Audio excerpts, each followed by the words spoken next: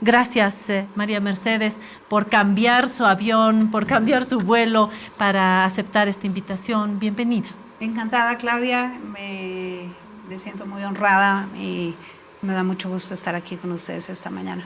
Para nosotros es el gusto. Estamos también vía Zoom, la extrañamos acá en la montaña, hace un tiempito que no viene, Cecilia Requena, hoy senadora de Comunidad Ciudadana por la Paz, pero desde hace mucho tiempo una vigilante del medio ambiente. Cecilia, bienvenida. Claudia, un gusto. Voy a llegar a la montaña pronto otra vez. Un saludo cordial a Titi Roca, que está ahí contigo, y un gusto estar acá con ambas. Perfecto, entonces con Titi y con Ceci, hoy yo quiero establecer esta mesa. Quiero comenzar, ustedes me van a marcar la agenda porque conocen mucho más del tema, pero quiero comenzar con un contexto más global. Me preocupa que después de tantas recomendaciones, de tantas alertas, de tantos avisos que ya ha dado el planeta de que está cansado, está agotado, está siendo pisoteado por nosotras y nosotros en todos los países, me apena muchísimo que quienes contaminan más sigan contaminando. Hay que hablar clarísimo de Estados Unidos y de China, pero no son los únicos dos actores.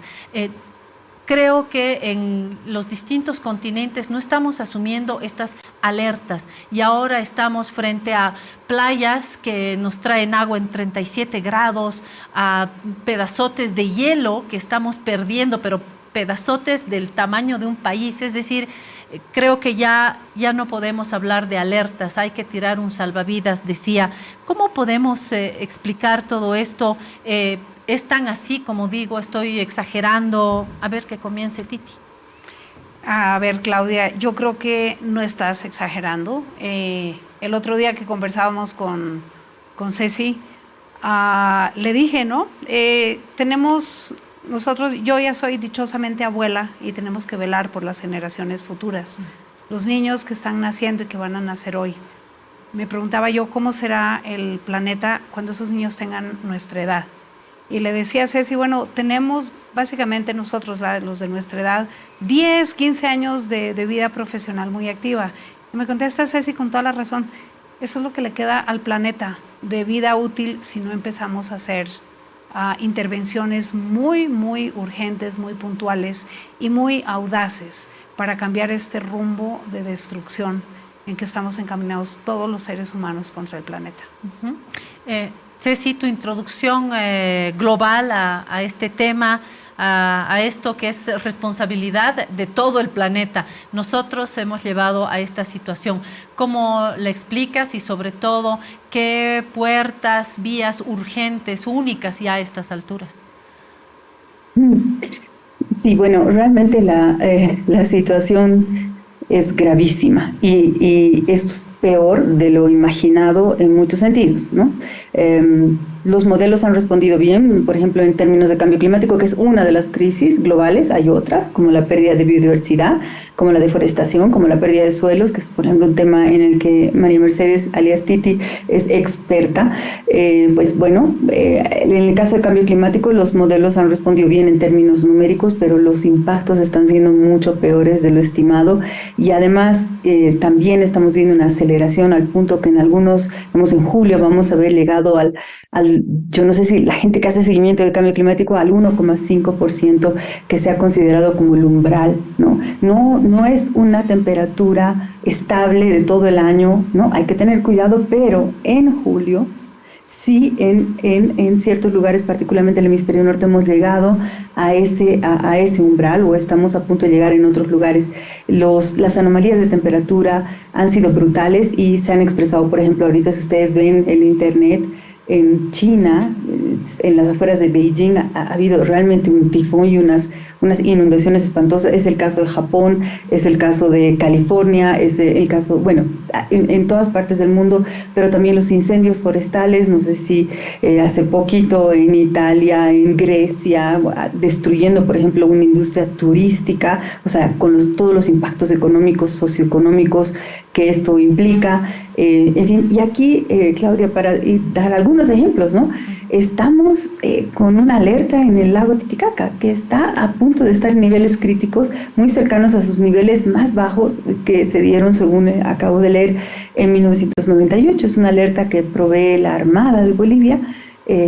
Bueno, grave, porque sí, por lo visto, ya 10 años eran pocos, era hasta 2030, en realidad 10 años es un abuso, ¿no? Hasta 2030 había que bajar hasta casi 50%, un poquito menos de emisiones de CO2 y resulta que bueno, nos quedan menos tiempo y sin embargo, no solo que no nos quede ese tiempo estimado, sino que todos estos efectos más dramáticos se han adelantado. Lo que tú has dicho de la Antártica a mí me ha impactado. Yo he visto 2 gráficos y la Antártica estamos en invierno, ojo, abajo estamos en invierno y ha perdido, como tú bien has dicho, una cantidad de hielo marino comparable a la superficie de Argentina. O sea, son magnitudes que asustan. Y bueno, ¿qué debemos hacer ante esto? Bueno, uno puede quedarse paralizado, deprimido, por ponerse cínico también, ¿no? Uno puede hacer ese tipo de cosas.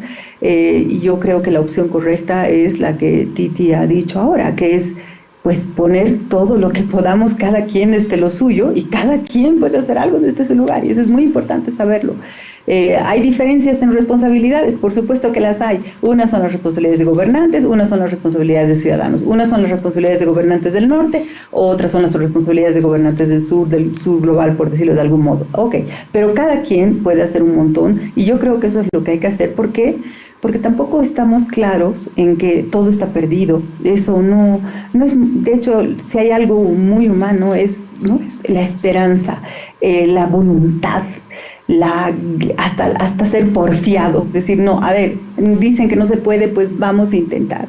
Y creo que ante esa posibilidad que existe, porque nadie aquí puede predecir nada, son sistemas muy complejos, por ejemplo, los del clima, pero también los de la biodiversidad, y termino diciendo que si a eso le añades los sistemas humanos en interacción, todo es muy complejo, pero entonces lo que nos queda a cada uno de nosotros, insisto, es esta voluntad de hacer lo que se pueda, pero tener también la certeza de la urgencia y de la gravedad, porque a menudo podemos entrar en una especie de voluntarismo optimista y que todo va a estar bien si todos no hacemos un poquito, y la verdad es que ahora necesitamos un poco más que eso, o mucho más que eso, que es ese sentido de gravedad y de urgencia que estas semanas han puesto en evidencia y que debemos asumir, y eso tiene que implicar cambios en nuestro comportamiento personal, pero también en políticas públicas, y de eso podemos hablar más adelante. Así es, y antes de pasarle la palabra a Titi, quiero hacer referencia a otros ejemplos. Hoy descubro en esta edición del New York Times, que encuentra usted en La Razón,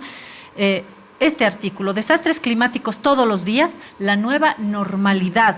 Inundaciones catastróficas en un valle en Nueva York, una cúpula de calor implacable sobre Phoenix, temperaturas oceánicas que alcanzan los 32 grados Celsius en la costa de Miami, diluvio aquí, diluvio allá, y estamos mirando cómo el planeta está diciendo auxilio.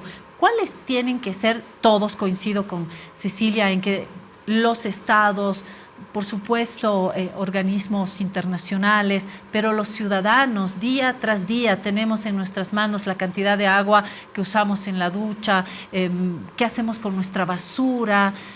Creo que hay una cadena de elementos, pero sí hay que establecer prioridades. Para una experta como Titi, ¿cuáles son estas prioridades? Claudia, yo creo que a esa pregunta hay 1000 respuestas, pero un punto de partida. Y el punto de partida es cada individuo, cada ser humano que vive en este planeta. Donde estés, en la China, en Europa, en Latinoamérica, seas hombre, mujer, viejo, joven. A los niños no les podemos exigir todavía porque no tienen la capacidad de razonar. Pero tiene que empezar por cada individuo. ¿Qué voy a hacer yo para bajar mi huella de carbono? Yo quiero estar a 22 grados todo el tiempo. Si estoy en invierno, pongo la calefacción. Si estoy en Santa Cruz, pongo el aire acondicionado. ¿Qué hago con mi basura? ¿Qué hago con mi consumo? Y empezar, yo creo que es dijo Ceci algo muy bonito, la esperanza es algo muy humano. Y otra cosa muy humana es juzgar. Tú tienes la culpa. Tú tienes la culpa, tú creaste el problema, tú lo tienes que arreglar. Y mientras tenemos un enemigo común, que es el cambio climático y la pérdida de biodiversidad, Y el ataque frontal que le hemos hecho, yo como bióloga le llamo la biodiversidad, tú le llamas la madre tierra, la Pachamama, igual yo. Tenemos que empezar por decir, le debemos la vida a nuestra madre tierra.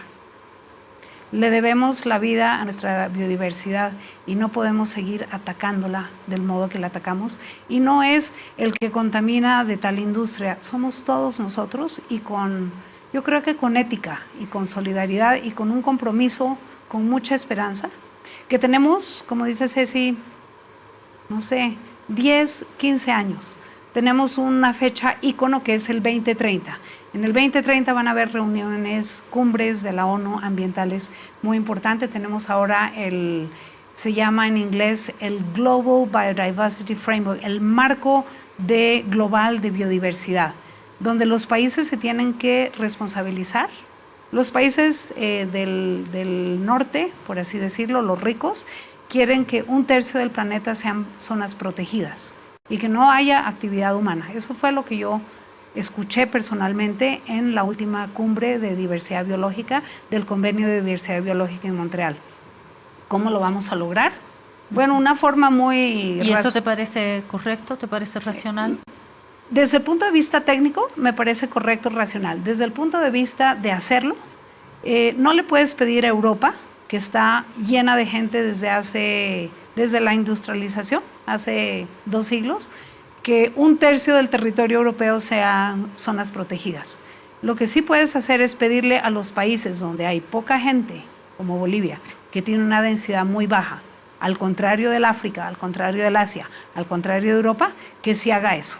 Si los países ricos, los países europeos, están dispuestos a apoyar con todo tipo de financiamiento, sobre todo, para que estas áreas protegidas se mantengan, pues adelante, pero eso no pasa. Eso no pasa, yo lo he visto muy de cerca en 2 décadas que tengo de asistir a estas cumbres internacionales. Y digo una cosa más, yo siento que con el compromiso de cada uno de nosotros, con mucha ética, mucha solidaridad, pero desde mi trinchera científica, con la mejor tecnología y la mejor ciencia que tiene el ser humano inspirado por Dios, la vamos a librar, la deberíamos poder librar. Entonces yo tengo esperanza. Cecilia, la reacción a esto, y yo añadiría otra vez cuáles serían los ejes, un poco comenzando por casa, ¿no? Comenzando por casa, qué es lo que en nuestro país podemos hacer desde el lugar que nos toca en medio de este escenario tan peligroso. Sí, yo comenzaría yo comenzaría por decir algo que hay que también decir, que es un poco la otra cara de la medalla de lo que estamos viendo en este momento, que es, bueno, hay quien dice ya el colapso, ¿no? Otros la emergencia, la crisis, elijan la palabra que cada quien desee. En todo caso, detrás de esto puede venir un mundo mejor que el que hayamos conocido en cualquier pasado. Y eso me parece súper importante decirlo, porque a veces da la impresión de que lo único que se va a poder hacer es sobrevivir y que los tiempos buenos están atrás y que los tiempos buenos corresponden a ese modelo que generó el desastre que estamos enfrentando ahora, porque no entendió algo fundamental. Es un modelo global dominante, pero no practicado por todas las culturas, aunque permeando muchas culturas, inclusive culturas indígenas, milenarias. Pero bueno, es un modelo que no entendió que hay límites. Hoy día leí a alguien que decía límites biofísicos, geológicos, éticos, en fin, hay límites. Pero también, y escuché esto de Kate Raworth, que ha escrito un libro sobre la economía donut muy interesante, que habla de respetar los límites de la naturaleza y al mismo tiempo tomar en cuenta todo el ámbito social, la equidad y la igualdad, la calidad de vida, etc. Y es muy importante entender que esos límites pueden desencadenar la creatividad humana, la innovación, la tecnología de la que habla Titi, por ejemplo, y eso se puede hacer también en Bolivia. Yo coincido con ella, el otro día hemos podido conversar, como ya te comentaba. que, por ejemplo, Bolivia tiene una gran oportunidad de generar tecnología del siglo XXI, suponiendo este nuevo mundo que podríamos crear si pasamos este puente difícil, este momento que puede ser largo, difícil, pero sabiendo que lo que viene más allá es mejor. Podríamos, por ejemplo, desarrollar tecnología a partir de nuestra diversidad genética, que es parte consustancial de nuestra diversidad biológica. Entonces, tenemos el recurso natural, a veces pensamos como recurso natural hidrocarburos, minería, ¿no? Pero no, tenemos lo otro que más bien vive en el bosque en pie. Bien, entonces eso me parece clave como idea. Lo que viene, y en muchas ciudades ya lo puedes ver, las ciudades hoy día están limpiando sus ríos, va a poderse nadar en el Sena, por ejemplo. Ciudades como Copenhague y otras, incluso como París, están mucho más agradables. Nueva York, porque ahora hay mucho más bicis ahí, mucho más espacios verdes. Algo de ese mundo está ya apareciendo y puede ser mucho mejor porque finalmente la inteligencia humana es capaz de entender, esperemos, y de superar una cultura biocida, ecocida, sí, que es la que tenemos ahora. Entonces, ese como mensaje. Y si me permiten dos cositas más para no dejar sin respuesta a tu pregunta, Claudia. Si yo tuviera que priorizar, te diría, como concepto, creo que es muy importante, para generalizar y sintetizar ahorita, es muy importante encontrar transiciones post-extractivistas en Bolivia. Y eso como alternativas económicas. Transiciones, subrayo, eso no se hace así, pero y realmente avanzar. O sea, no que la palabra transición no sirve para sí, claro, de aquí a 2050, como se ha dicho acá, no hay tiempo. Las transiciones post-extractivistas, además, ya tenemos muchas de esas alternativas existentes. El turismo es una de ellas, que nos ha dado $800 millones, nada desdeñable, con aproximadamente, quien ha hecho un cálculo, $10 millones, nada más, de inversión pública. Está toda la economía del bosque, que ya existe, la almendra, el cacao, podemos desarrollar otras adicionalmente, como el azaí, como el café, pero también aquí arriba, como los supergranos, como la fibra de vicuña.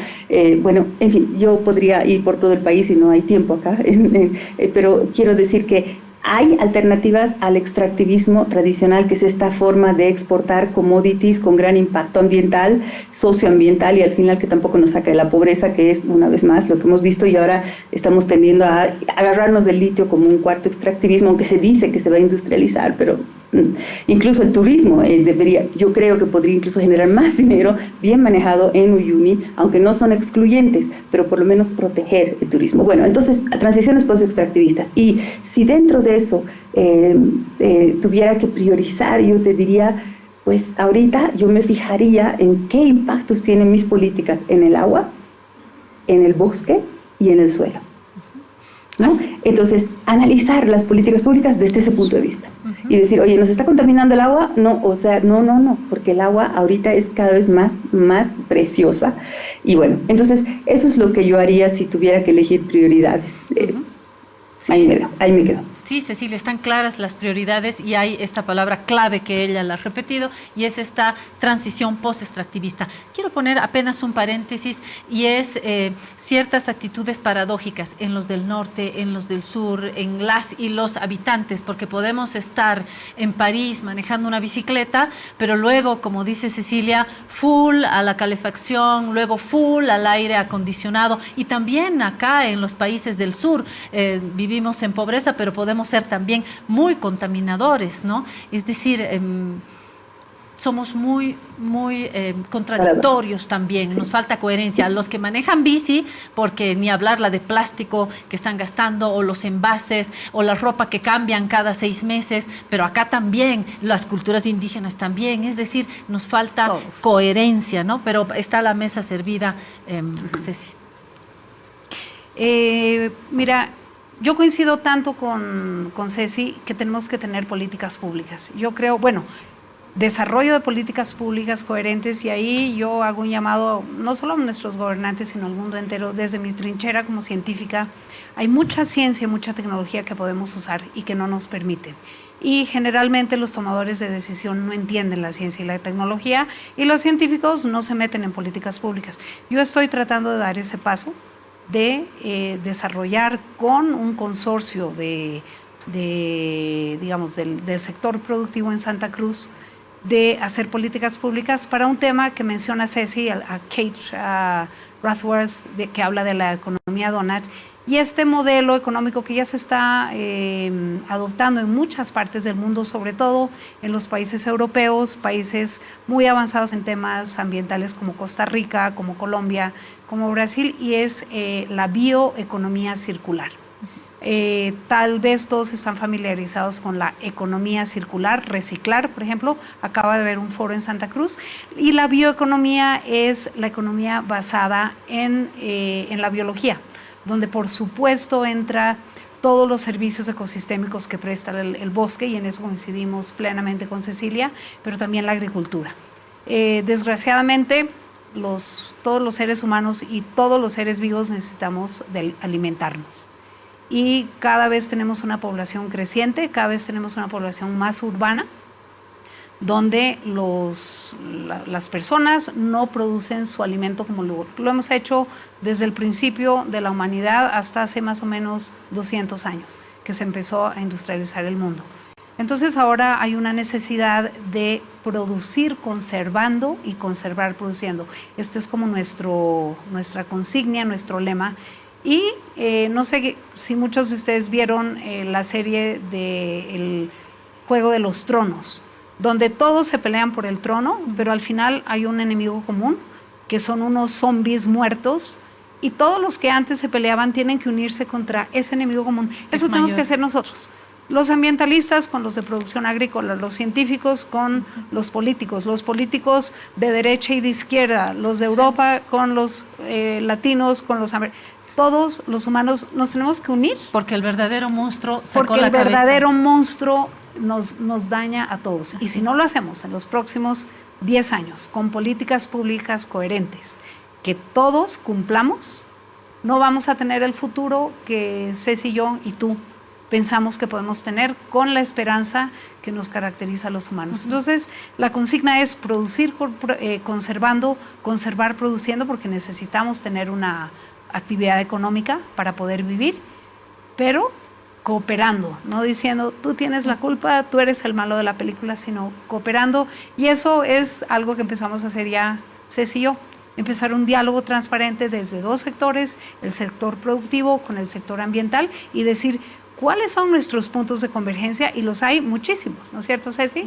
Y cuáles son nuestras diferencias. Bueno, escuchemos al otro, aprendamos del otro con mucho respeto, y sobre todo agarrémonos de la mano y caminemos unidos contra este enemigo común que es el cambio climático y la pérdida de biodiversidad, y la necesidad de crear una actividad económica para que todo el mundo tenga bienestar, y también para alimentar al planeta, no solo Bolivia, sino al planeta. Cecilia Requena, Titi Roca, gracias por este aperitivo. Yo creo que esto no es más que un aperitivo. Les cuento que tengo al canciller en estudio, tengo una entrevista que ya había preparado con el canciller, una invitación que ya estaba, así que esto, que sea un aperitivo apenas, no hemos hecho sino destapar un poquito la cortina, que este sea uno de los espacios de ese diálogo, y les invito de verdad a continuar con esto. Invitemos a otra gente, hagamos mesas sobre medio ambiente y un salvataje urgente. Gracias, Ceci, por este contacto, y estaremos pronto volviendo a invitar a Cecilia Requena y a Titi Roca. Un abrazo, Ceci. Adiós. Si tengo un minuto, gracias, Claudia, ha sido un verdadero placer. Realmente, solo dos cositas que quisiera decir al salir. Hay diferencias, por ejemplo, el tema de biotecnología, y eso es algo que hay que decir acá, pero que tienen que ser dialogadas. Y ya que tienes al canciller ahí, Claudia, pregúntale, porque hay problemas de trasvase de cursos de agua que estaban entrando al Titicaca y que están siendo desviados en Perú para regar y hacer irrigación de tierras, y eso puede tener que ver también con esta bajada adicional, o sea, sería un elemento adicional. Es muy importante que como país nos ocupemos de ese proyecto, así que si tienes chance, no sé de qué vas a hablar con él, pero me parece de la mayor importancia. Y gracias, disculpas por utilizar este puente, pero estamos acá hablando del interés nacional, y yo estoy segura que estamos queriendo evitar un desastre en nuestro lago y en nuestro altiplano norte, así que eso, gracias y hasta la próxima. Gracias, Cecilia, le vamos a tocar el tema al canciller. Gracias, Titi, será hasta una próxima ocasión.